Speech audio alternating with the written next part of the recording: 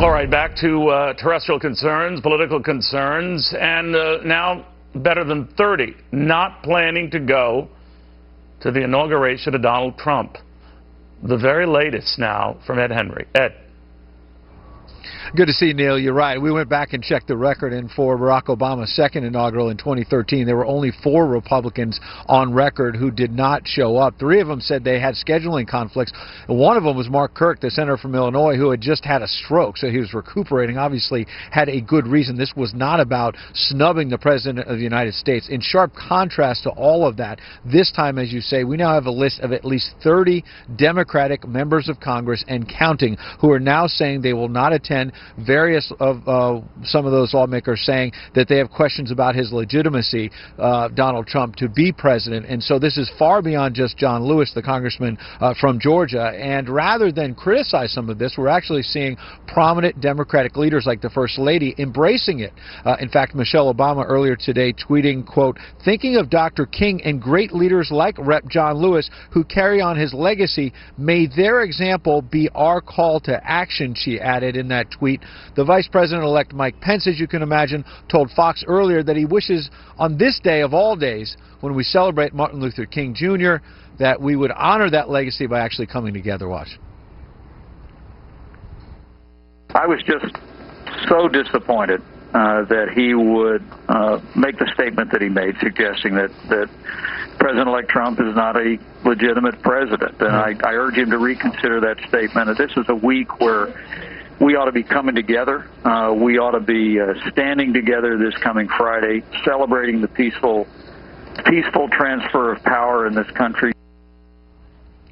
Now, John Lewis went to a breakfast in Miami today to honor Dr. King and said that he believes we should focus on love, not hate. Ironic, given some of the comments he made this weekend about the legitimacy or not of Donald Trump. Marco Rubio, the Republican senator, was at that breakfast with John Lewis. He said he believes Congressman Lewis and other Democrats should attend this inaugural, though Rubio also had some strong words for Donald Trump. Watch. It's a peaceful transfer of power, which is a distinguishing characteristic of our republic. That said, I also had hoped that the President-elect would have responded differently, given everything that John Lewis means to our country. But people make their own decisions, and that's where we stand. But that's how I feel about it. So you hear the message from Rubio there that Democrats should show Donald Trump the respect of actually showing up for his swearing in, while also suggesting that the president-elect should cool down on the tweeting and not fire back at John Lewis, a civil rights icon. Neil? All right, Henry, thank you very much. Reaction now from Brunel Donald-Kyei, National Diversity Coalition for Mr. Trump. Brunel, very good to have you. What do you make of all of this? I mean, it is getting pretty nasty, and now 31 congressmen who will not go to the inauguration. I think that it is a travesty that they are not going to the inauguration, because today, of course, we are celebrating Martin Luther King, who was the embodiment of love and peace and togetherness. And I think that today could have been a perfect day. I saw John Lewis, Senator John Lewis this morning, Representative John Lewis this morning, and he was so humble, so peaceful. He just was not the same person I saw attacking the president-elect. And well, so do you think I was he'll hoping, change his mind, Brunel, or what? You know what? I think for the betterment of the nation and for those young black men and Latino men who are dying on the streets, filling up the prisons and the jails, I pray that he will change his mind. He and the other 30 Democrats who are not coming, I pray that they will change their minds for those young people. You have to get out of your emotions and do it for the nation. The young people are hurting. Donald Trump, our president-elect, is promising billions to the inner cities. So, you don't have to like the authority figure, but respect is something that is a given for our 45th president. And so Donald J. Trump, at the very least, and because of constitutional provisions as well, they should be supporting the smooth transition of power on Friday, January 20th. But a good many, to your point, Brunel, are not. And I know Martin Luther King III, the oldest son of Martin Luther King, today meeting with Donald Trump. We'll talk to Alveda King about that, his niece, about the message that sends and how, in this case, MLK 3, as he's known, on his father's holiday, was trying to bridge the gap and maybe get these two, that is, the congressmen and all these others who are protesting, to rethink it, that they're in the heat of the moment, to paraphrase him. Can they get past that? I believe that they can get past it if we just let the emotions go. Our young people, the nation has already been divided for so long, and the people of this nation so badly want to come together. I don't believe that Representative John Lewis and those 30 Democrats, I don't believe that our young people can afford to keep dying on the streets without jobs, without investment, without proper education. I think that they should get out of themselves and think like Martin Luther King would have, and that is he would go for peace and love and togetherness, a way to make the community and the nation better. Let's let the bitterness go. Let forgiveness reign.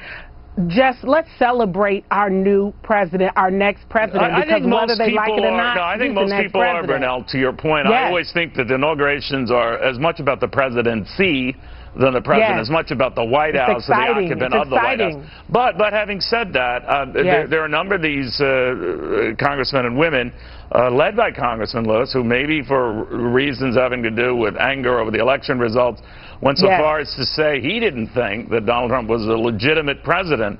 Now, among his constituents, and he's a very popular and deserved civil rights icon, don't you think that carries weight, and don't you think that forms an impression among his legions who follow him not to trust Donald Trump, not to believe Donald Trump, not to recognize Donald Trump as a legitimate president of the United States? You know what's interesting, Mr. Cavuto? How can you be more angry, more fired up, more concerned than Hillary Clinton, who lost? She is going to the inauguration as a patriot because, as she said as she was running, she loved this nation. So she's putting her feelings, her tiredness, her hurt, her tears aside to attend that inauguration. And I believe that the members of my party, because as you know, Mr. Cavuto, I'm a Democrat, that the leaders of my party should follow the suit of Hillary Clinton, the person who actually lost, the person who suffered that real defeat. They should follow in her shoes and go to the inauguration. Yes, she will be there with her husband. Yes, to your she point, will, Burnell. and I'm so proud of her. Thank you very much. Very good having you, Burnell. Thank you so much. God bless you, and God bless America. And I'm so sorry about the loss of your friend. He was an icon to all of us. I'm so sorry about that. My condolences. Thank you, Burnell, for the nation as well. Burnell, Donald-Kyei. All right, in the meantime here, trying to, on this Martin Luther King Day, get us all back on a more peaceful track, no less than Martin Luther King III meeting with Donald Trump. Take a look. As I said, things get said on both sides in the heat of emotion.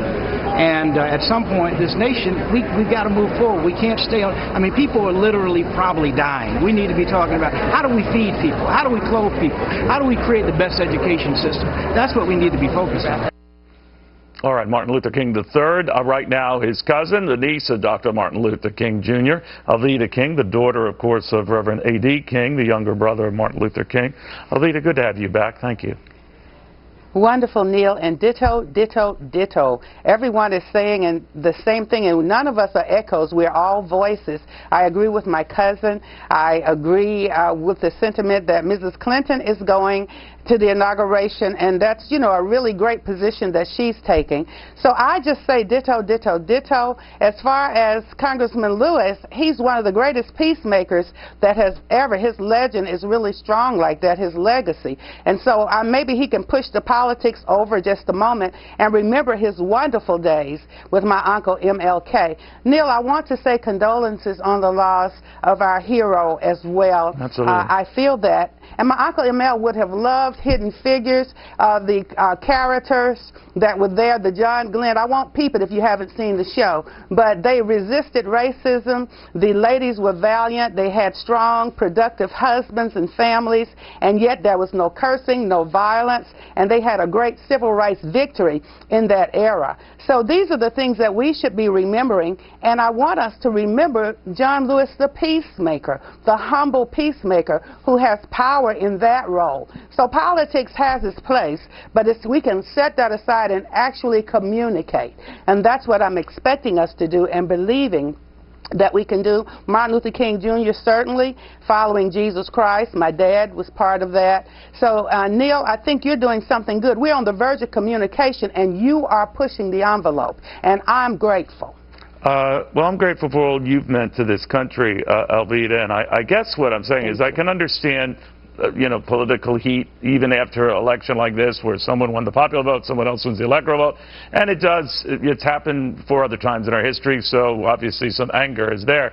But to take it to the next level and then look at the role of the Russians hacking the election and make the leap that it changed the outcome of the election, as I think some of these congressmen are saying, doesn't that do lasting damage to the man who's coming in to office on Friday? Not necessarily, because from the business perspective, when you have different positions and even with countries who are differing, if you can resolve that in a peaceful discussion with proper negotiations and not even have to go and get hostile and violent with it, that is something that my uncle, Martin Luther King Jr., would have encouraged. So certainly with love and unity, but also communication, and it can be done peacefully, and this can happen. So that's what I'm asking that America will consider. And as far as racism, we're one blood, one human race, and so we must come together, we must communicate, we must love each other, and our outcome will be better. It's just, I don't mean to be pointing my fingers, but I'm excited and just wanting us to communicate rather than fight. Not a bad idea on the left or the right, Alveda. Thank you very, very much. And for all you've done for this country, your entire family. Thank you, Incredible Neil. sacrifices all.